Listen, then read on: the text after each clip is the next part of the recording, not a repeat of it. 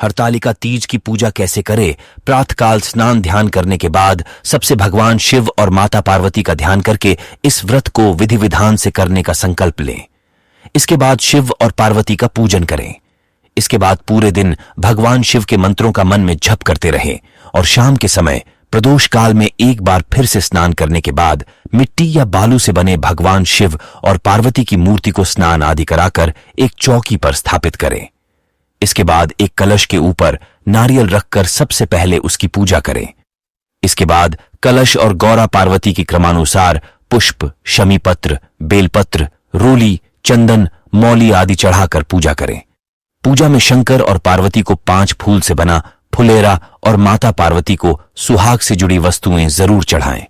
इसके बाद भगवान शिव और माता पार्वती को फल एवं मिष्ठान आदि का भोग लगाएं।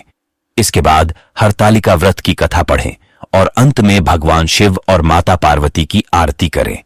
अगले दिन स्नान ध्यान करने के बाद गौरा पार्वती की पूजा करने के बाद उनकी मूर्ति का किसी पवित्र जल में विसर्जन करने के बाद व्रत का पारण करें। कथा एक बार भगवान शिव ने पार्वती जी को उनके पूर्व जन्म का स्मरण कराने के उद्देश्य से इस व्रत के माहात्म्य की कथा कही थी। श्री भोले शंकर बोले, हे गौरी, पर्वतराज हिमालय पर स्थित गंगा के तट पर तुमने अपनी बाल्यावस्था में 12 वर्षों तक अधोमुखी होकर घोर तप किया था। इतनी अवधि तुमने अन्न न खाकर पेड़ों के सूखे पत्ते चबाकर व्यतीत किए।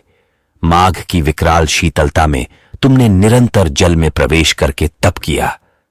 वैशाख की जला देने वाली गर्मी में तुमने पंचाग्नि से शरीर को तपाया।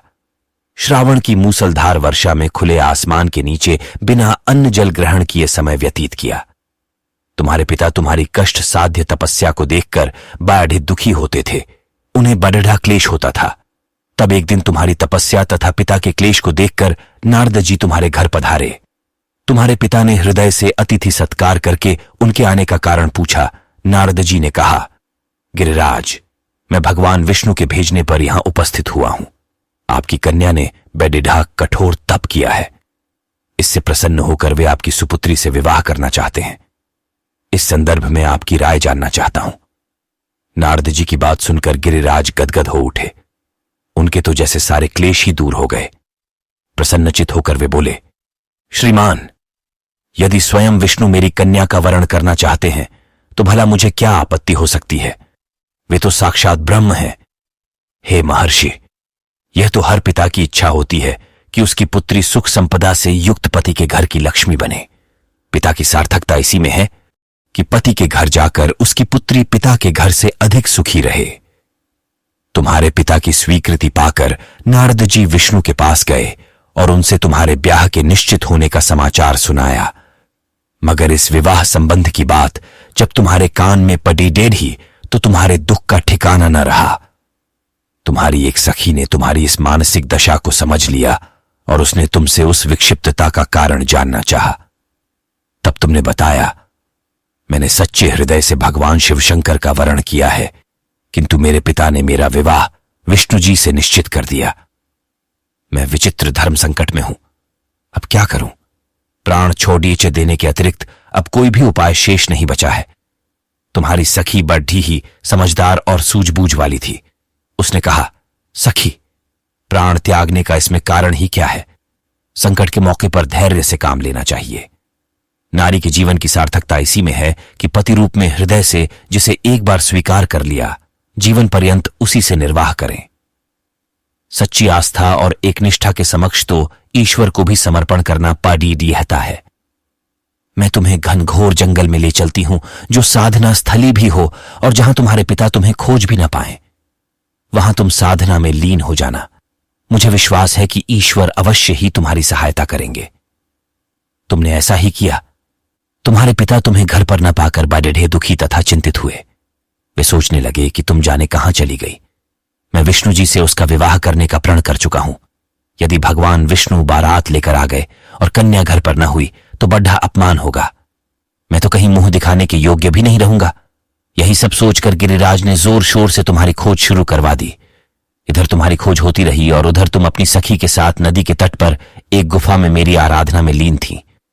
भाद्रपद शुक्ल तृतीया को हस्त नक्षत्र था। उस दिन तुमने रेत के शिवलिंग का निर्माण करके व्रत किया, रात भर मेरी स्तुति के गीत गाकर जागी। तुम्हारी इस कष्ट साध्य तपस्या के प्रभाव से मेरा आसन डोलने लगा, मेरी समाधि टूट गई।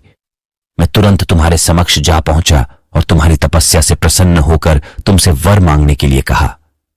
तब अपनी तपस्या के फलस्वरूप मुझे अपने समक्ष पाकर तुमने कहा, मैं हृदय से आपको पति के रूप में वरण कर चुकी हूं। यदि आप सचमुच मेरी तपस्या से प्रसन्न होकर आप यहां पधारे हैं तो मुझे अपनी अर्धांगिनी के रूप में स्वीकार कर लीजिए।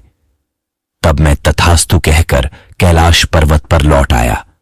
प्रातः होते ही तुमने पूजा की समस्त सामग्री को नदी में प्रवाहित करके अपनी सहेली सहित व्रत का पारणा किया। उसी समय अपने मित्र बंधु व दरबारियों सहित गिरिराज तुम्हें खोजते खोजते वहां आ पहुंचे और तुम्हारी इस कष्ट साध्य तपस्या का कारण तथा उद्देश्य पूछा। उस समय तुम्हारी दशा को देखकर गिरिराज अत्यधिक दुखी हुए और पीड़ा के कारण उनकी आंखों में आंसू उमड़ आए थे। तुमने उनके आंसू पोंछते हुए विनम्र स्वर में कहा, पिताजी, मैंने अपने जीवन का अधिकांश समय कठोर तपस्या में बिताया है। मेरी उद्देश्य केवल यही था कि मैं महादेव को पति के रूप में पाना चाहती थी।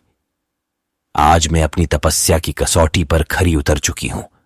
आप क्योंकि विष्णु जी से मेरा विवाह करने का निर्णय ले चुके थे, इसलिए मैं अपने आराध्य की खोज में घर छोड़ कर चली आई।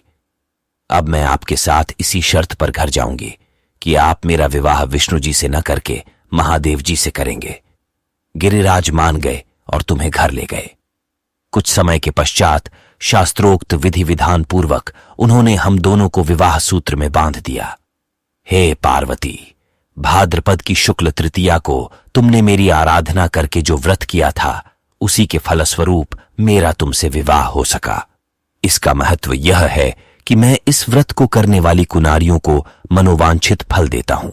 इसलिए सौभाग्य की इच्छा करने वाली प्रत्येक युवती को यह व्रत पूरी एक निष्ठा तथा आस्था से करना चाहिए।